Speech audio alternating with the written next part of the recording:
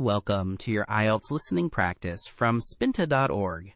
This is a mini-test designed to help you practice a specific section of the exam and improve your confidence.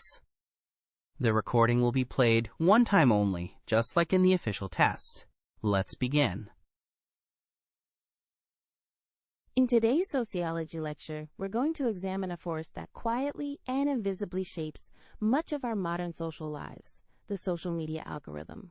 These are the complex, automated systems that decide what you see and, just as importantly, what you don't see in your social media feeds on platforms like Facebook, TikTok, or YouTube. They are, in effect, the new gatekeepers of information.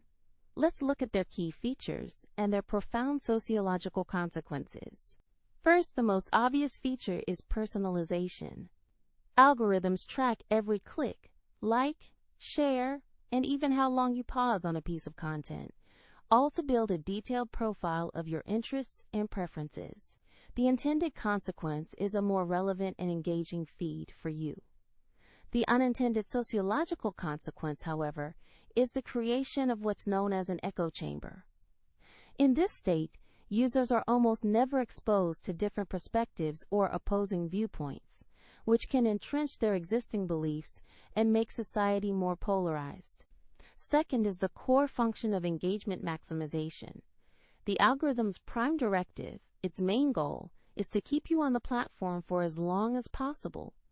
It does this by prioritizing content that provokes a strong emotional reaction, things that generate outrage, surprise, excitement, or anger, because these emotions lead to more clicks and comments. This can be dangerous, as it often leads to the viral spread of sensationalism, conspiracy theories, and misinformation over more nuanced, factual, and perhaps less exciting content. Third, we have content moderation. Platforms use AI algorithms to automatically detect and remove harmful or inappropriate content, such as hate speech or graphic violence. This is necessary, but the systems are imperfect. A major problem is that they often struggle with cultural nuance and context. A political statement that is acceptable in one culture might be considered hate speech in another, leading to moderation errors and frequent accusations of political bias or censorship. Fourth, these algorithmic systems have created an entire influencer culture. Algorithms naturally identify and promote accounts that generate consistently high engagement, creating a new class of digital celebrities. This has a profound sociological impact, as it shapes modern ideas of success, beauty, and aspiration, especially among younger users who may see, quote, influencer as a primary career goal with all the pressures that entails. Finally, there is the hidden process of social sorting. Behind the scenes, algorithms categorize users into thousands of microgroups for advertisers, interested in hiking, new parents, politically conservative. While this is commercially powerful, it reinforces social divisions and can lead to a form of digital inequality, where different groups are shown different job adverts, different housing opportunities, and even different news, further fragmenting society. So with all this in mind, it's critical to understand the primary commercial goal of these systems. It's not to educate or to connect people in the purest sense or to foster a healthy democracy. From a business perspective, the main objective is to maximize the time you spend on the platform. Why? Because more time equals more data collected and more exposure to advertisements. Their fundamental goal is to keep users on the platform longer. The echo chamber I mentioned is part of a wider phenomenon known as the filter bubble, a term coined by the activist Eli Pariser. A filter bubble refers to your own personal, unique universe of information that you live in online. You don't decide what gets in, and more importantly, you don't see what gets edited out. It is, essentially, a state of intellectual isolation, where you are algorithmically shielded from information that might challenge your beliefs. Now, a very serious issue that arises from all this is algorithmic bias.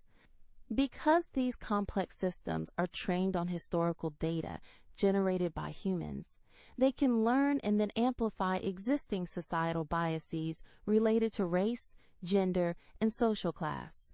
This is a huge problem because this bias can be very difficult to detect and correct.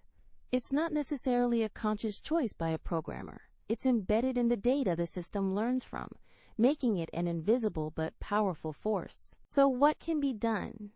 This is a major topic of debate among policymakers and tech companies.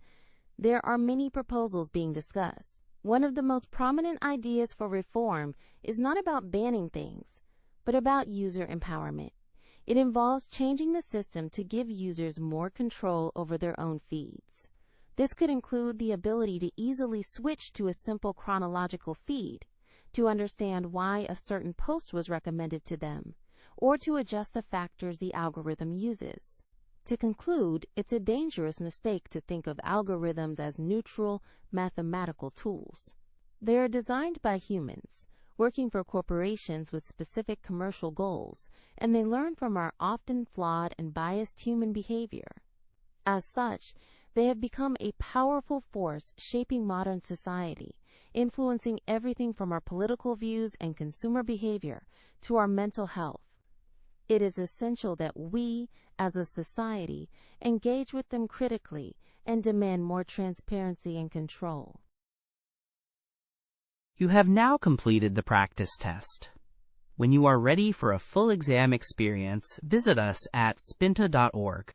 There you will find complete mock tests for all 4 skills: listening, reading, writing, and speaking.